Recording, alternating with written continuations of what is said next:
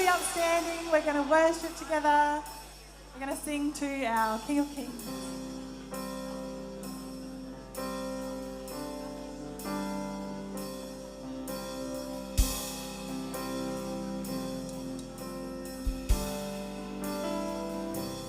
In the darkness we were waiting, without hope, without light, till from heaven you came running.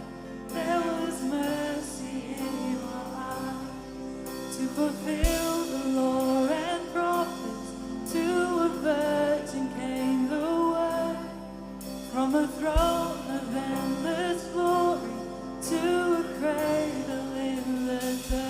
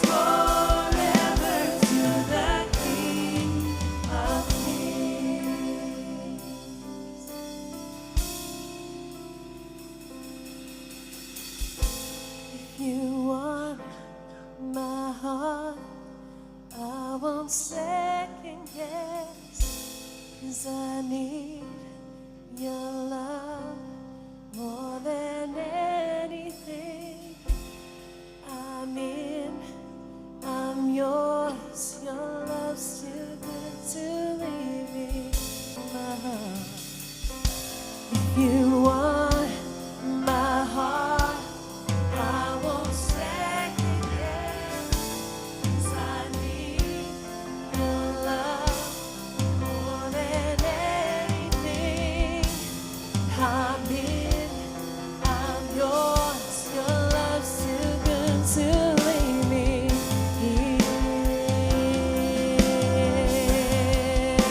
Lord, if you want my heart, I won't second guess, 'cause I need your love more than anything. I'm in, I'm yours, your love's too good to leave me. Lord, your love's too good. If you want my heart, I won't. I'm in, I'm yours, your love's too good to leave me. Sing praise, praise the Father, praise the Son, praise the Spirit, three one, God of glory, majesty, praise forever to the King of Kings. Praise the Father, praise the Son, praise the Spirit, three in one. God of glory, majesty, praise forever to the King of Kings. Praise forever to the King of Kings.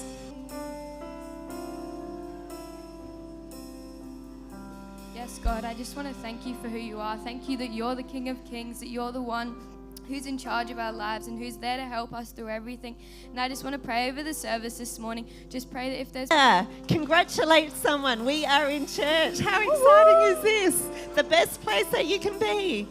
Welcome. If you're a visitor for the first time, welcome. And thank you, Tanika, for that beautiful prayer. That was We've so got good. Mario Kart happening out there, but now we've got Mario Kart happening in here. So I want you guys to do a U-bolt and turn to someone, do a little skit on the spot, and Do a find little skit. someone that you need to say g'day to and welcome them in.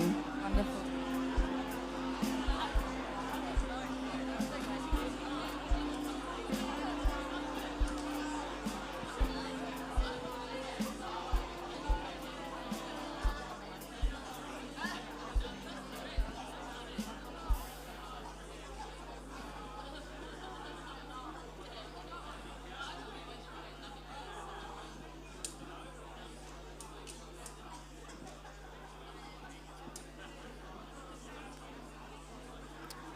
Good morning, everyone. We are going to be reading from John 4 today. It will be in selected parts, selected verses. In John 4, it says, from 6 to 6 onwards, Jacob's well was there, so Jesus, wearied as he was from his journey, was sitting beside the well. It was about the 6th hour. A woman from Samaria came to draw water. Jesus said to her, "Give me a drink." The Samaritan woman said to him, "How is it that you, a Jew, ask for a drink from me, a woman of Samaria?" Jesus answered her, "If you knew the gift of God and who it is that's saying to you, 'Give me a drink,' you would have asked him, and he would have given you living water. But the hour is coming and is now here, when the true worshippers will worship the Father in spirit and in truth. God is spirit, and those who worship him must worship him in spirit and in truth." The woman said to him, "I know that Messiah is coming. When he comes, he will tell us all things."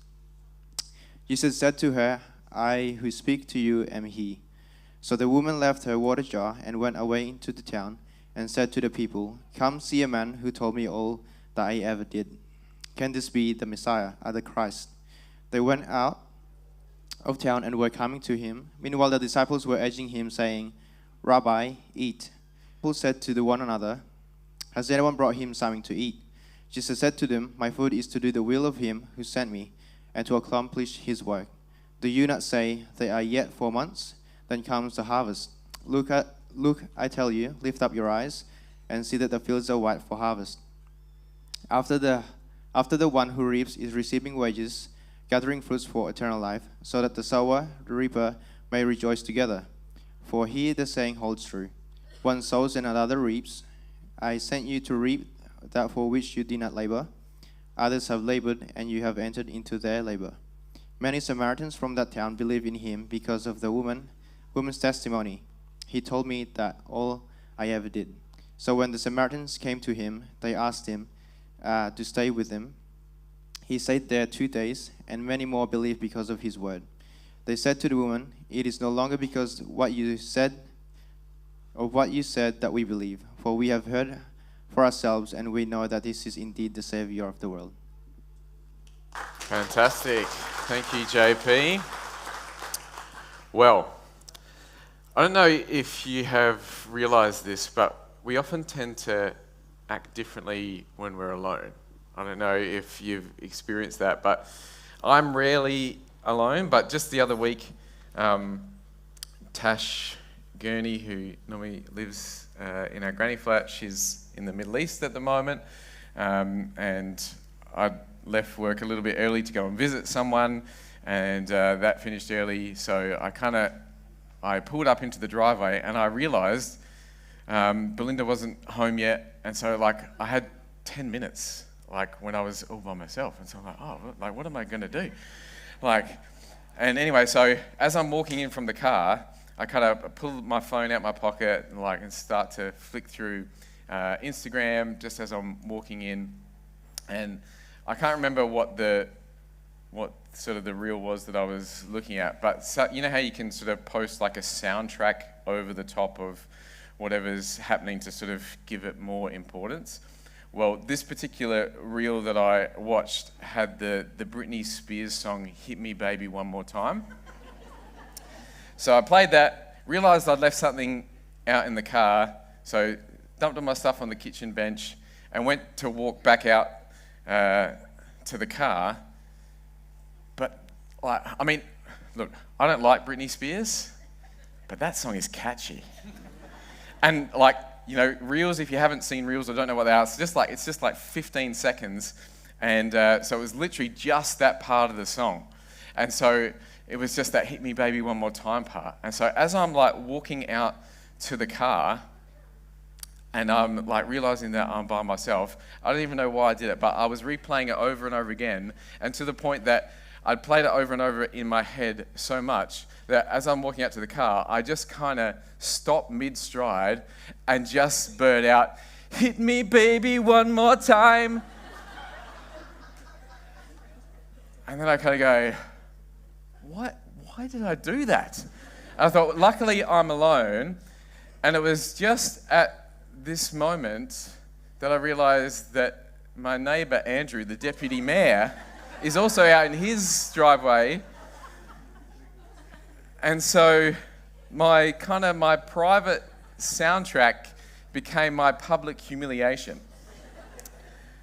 And it kind of got me thinking, I think that we often do this, that we kind of have soundtracks in our minds that we kind of overlay over events that take place, sometimes by choice. Other times, like for me, in that moment, it was not my choice of song. It was not what I wanted, but it was so catchy and so terrible, and yet I replayed it and I acted it out. And I think that we kind of can do the same thing sometimes. That in actual fact, there are lots of times that there are soundtracks that we only play when we are alone, that we kind of want no one else to hear because we'll be humiliated, just like I was. And now I've done it again, not in front of all of you, but also online for everyone to live eternally, my embarrassment. But so what songs are you playing? What soundtracks do you play over and over again? Now, I don't have a Spotify account, but I see that at the end of each year, Spotify does this thing called Spotify Wrapped. And I see everyone kind of post their thing, and it kind of has, their top artists and their top songs and the minutes that they listen to. And again, you know how like most young people, they kind of have two different Instagram accounts, two different social media accounts. They have the one that their parents can see, and then their real one. Well, I think the same thing kind of happens with Spotify. Like, we kind of have our one that we listen to, that we choose the tracks, that we choose the songs. That's the ones that you post the first week of December every year, like showing everybody what was replaying. But then we kind of have the real one that plays constantly. And so, Mercedes, if we can have that slide up, I think that this is potentially our real Spotify playlist. So our top artists are self-doubt, inferiority, anxiety, comparison. I put the Rents, which is just our parents, like the different things that our parents have said, those one-liners that we just replay over and over again. And our top songs might be something like this: I'm unlovable. I never get anything right. I will always be alone. It's all my fault. I'm dumb. I'm stupid. And again, we've got our top genre, which is fatalistic. Like, there's no hope. There's no I don't get to choose these songs. They just play over me again and again and again. And the minutes listened to, like, that seems like pretty high. Who here knows their Spotify Wrapped minutes listened to for last year? Call out. What was yours, Brock? No, what was your minutes? Do you know your minutes? Yeah, it was 46,000. 46,000 minutes on Spotify. 0 for you, same as me, Eric. 18,000. Any advance on 18,000? How high was yours, Brock? Mine was 46. Ruben was 98. 46. Ruben, is he in here? 98,000. Any advance on 98,000 minutes listened to on Spotify? Because this, hey, Zoe. Oh, she's out with kids.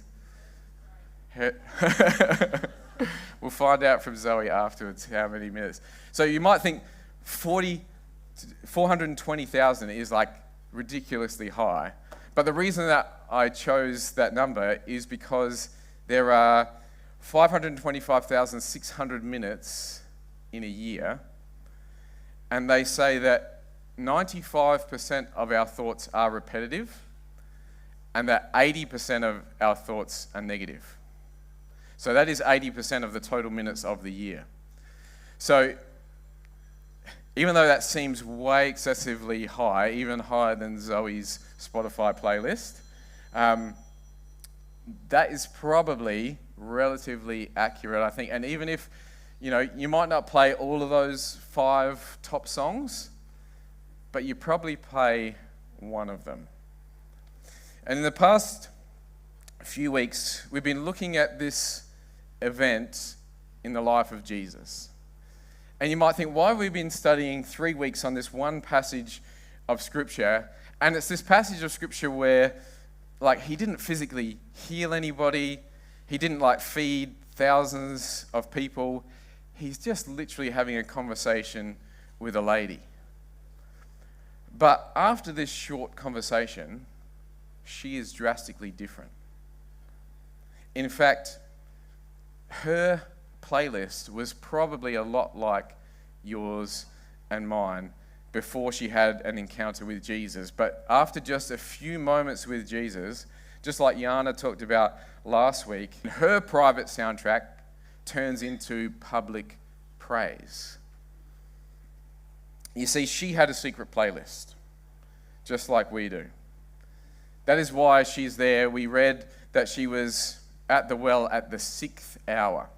And you may not know that the 6th hour in Hebrew language is 12 o'clock, it's midday.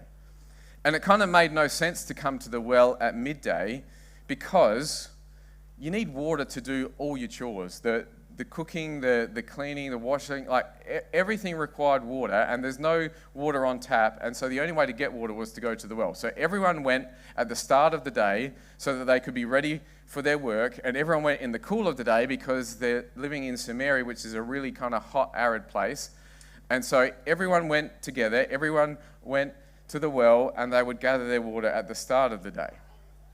But she is coming in the heat of the day, when the day is half over, deliberately to avoid having contact with everyone else. Because she is coming there carrying her bucket, hoping that she can use circumstances to change her playlist. She knows that there's this playlist, this secret playlist, that she does not want played over her life. And she thinks that she can change it on her own. And so she's there hoping to avoid this person, avoid that situation. We've all experienced this. That when we've tried to avoid people, we've tried to avoid situations, it doesn't sort of really work. In fact, she'd structured then her dark place, and she's coming there, but she actually finds that because not only has now she structured her whole day around trying to avoid this, she's now there by herself, so that when she falls into that pit, not physically, but emotionally, socially, because she's got this reminder, this is why I'm here, because I'm not good enough, because I'm unlovable. She's just, that soundtrack plays all the louder because now she's alone, and that secret playlist that we all have, that we only play when we're alone, plays for her all the louder as it does for us.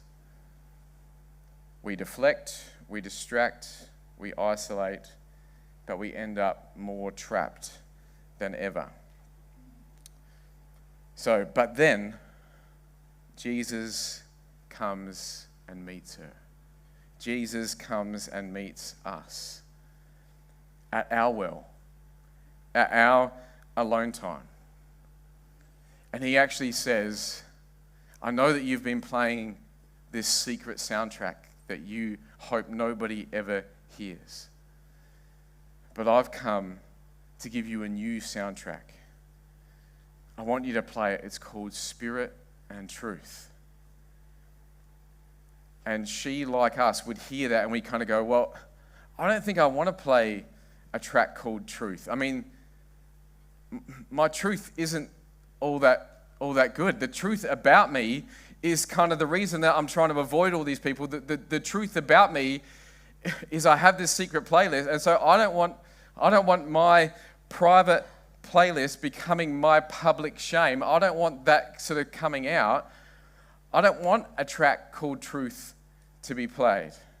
I just want to be in the dark, be at the bottom of that pit, hopefully keep all those things at the bottom of that pit in that deep, dark place, and just maintain what little hope, just maintain what little relationships I have, because those few relationships and those few good things in my life would all disappear if I brought what was down there, down at the bottom of that pit, up into the light. I don't want to play a track called Truth. But Jesus explains that this playlist, that worship, is not actually supposed to be about us, it's all about Him.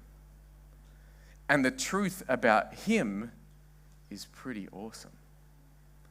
But as your Creator, as we're made in His image and likeness, us. I'm going to invite Jason and Marianne to come up onto the platform. And we're going to get them some mics. Come up here, guys. And I've asked them to kind of rewind 2 to 3 years and just come forward here, guys, and just kind of tell us some of the tracks, some of the secret playlists. Job permanently, full time. Yeah, so that's my soundtrack. Yeah, and Marianne? Yeah, I would have to say 30 years of my soundtrack would be Sunshiny. It's always happy, and then it's a very beautiful day. But 3 years ago, it changed intent. The plot, it's safe here. I don't need to get out. I don't need anyone. I don't need a man. And it's very hard because you come in the dark place. It's like everything's just really dark. My soundtrack is I'm on my own. I'm probably never going to be happy again. Just like you, I didn't say I'm unlovable. I'm unlovable. You were mid-30s, you were mid-40s, both single. Mum had just passed away, in debt, lots of things kind of not going right. We got Tony in here here she is over the side. So, we'd like to introduce you to the first time to church to Josiah. Let's give Josiah a round of applause. So, this is baby Josiah. He is 3 weeks on 3 weeks was in the last 2 years that has changed. So you're obviously married, you're obviously got a job that you got to run off to after work, that's right, after church, and you've had this beautiful baby just born. So what is some of the new soundtrack that God has brought into your life? Family, A family, yep. a Beautiful. job, Yep. and lovable. Yeah, you're lovable, you love each other, and you got good, church supporting around you. I mean, I hear that you named him Josiah because it's, the... You can't do it, Joshua. It's going to be too obvious.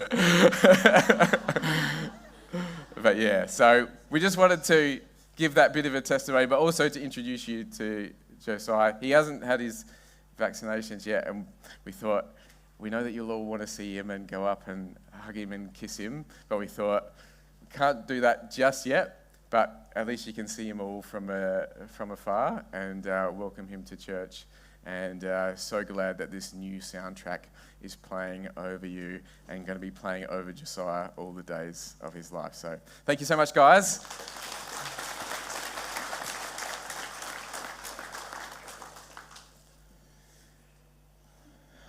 So, the law of gravity is one of the most powerful forces in the universe. It keeps the moon in orbit around the earth. It keeps the earth in orbit around the sun. It keeps the sun and our whole solar system in place in the spiral arm of the Milky Way galaxy. There is nowhere in the universe that you are not under the effect of gravity pulling us inward. It holds the largest stars in place, and it holds the smallest particles of atoms together. And in the same way, sin has a very powerful effect on us.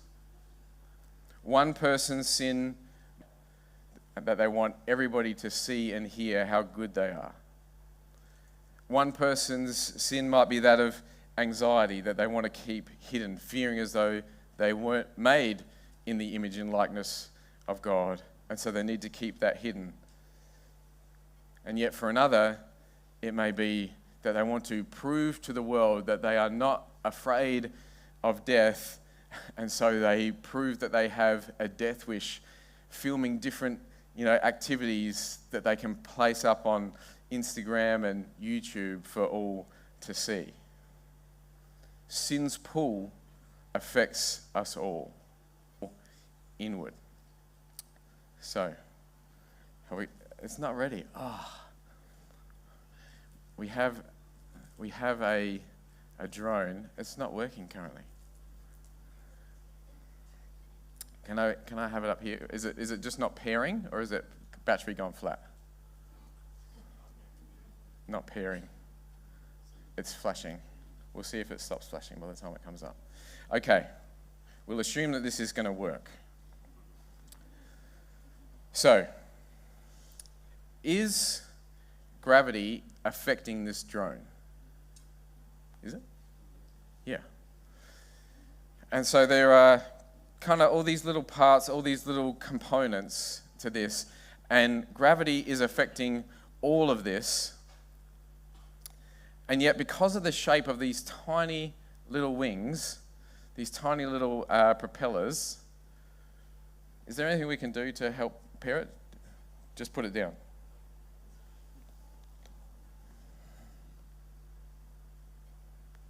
Is it going to work?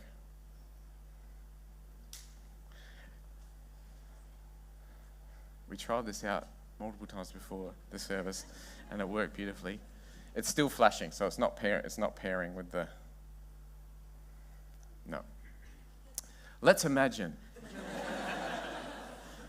that this is hovering just above the stage. Everyone say, wow. And it's not that gravity is no longer pulling it. This powerful, effect that gravity has that pulls solar systems is still working on this. But these tiny little blades, if they were ever to actually spin, the law of aerodynamics means that it can sit and it can hover and it can float above. Not that it's removing gravity or gravity's power and effects, but that it does something, it sort of overrides or supersedes the effects of gravity through the law of aerodynamics. And this is what an encounter with Jesus does.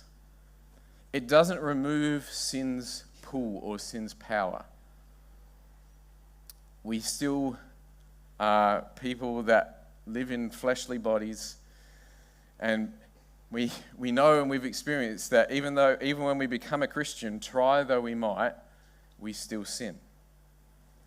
In fact, sometimes things actually seem to get worse when we become a Christian. Because before we became a Christian, we were kind of happily enjoying some aspects of our sin. Whereas now, our sin is disgusting to us. It's terrible to us. Like we feel like guilt when we sin.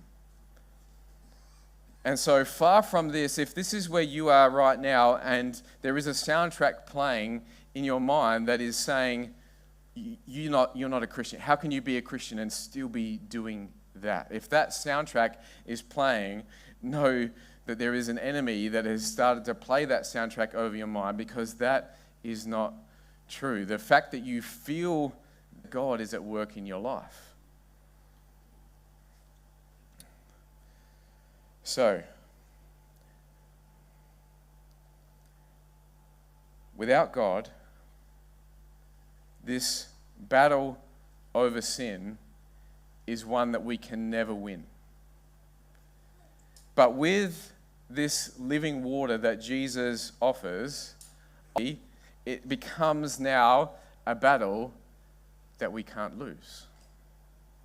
Ultimately. And you may have heard of that saying, don't win the battle and lose the war. Well, I think now for us, we need to come to understand that the opposite is true. That because Jesus' hour did come, because of when he went to the cross and he said, it is finished, it is complete, because that all kind of happened and took place, now we can come to this place where we are kind of saying that we might lose the occasional battle. We might still slip back into sin here and there, every now and again, but ultimately Christ has won the war for us. So her secret soundtrack, this lady at the well, was I'm unlovable. This is why she had been involved with 6 sexual relationships without being married.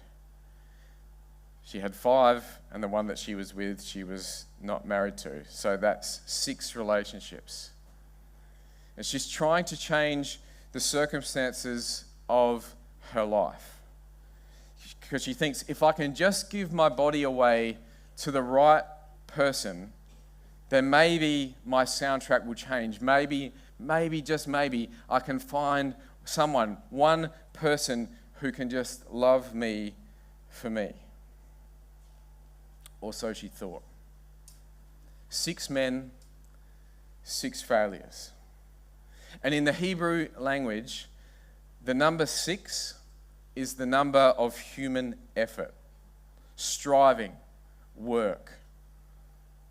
But she is still coming to the well, bringing her bucket to do that striving, to do that work at the 6th hour of the day, trying to change the track herself. Now, also in the Hebrew language, the number 7 is the number for completeness. It's the number for rest. It's the number that kind of almost is like, you know, when you've got a thirst, like an aching thirst that you haven't drunk for so long. You've been out, you've been working, you've been striving in your own effort, and all of a sudden you get this huge drink of cool, fresh water, and in that moment, that's kind of what 7 is. And Jesus, for her, is the 7th man. When she encounters him, she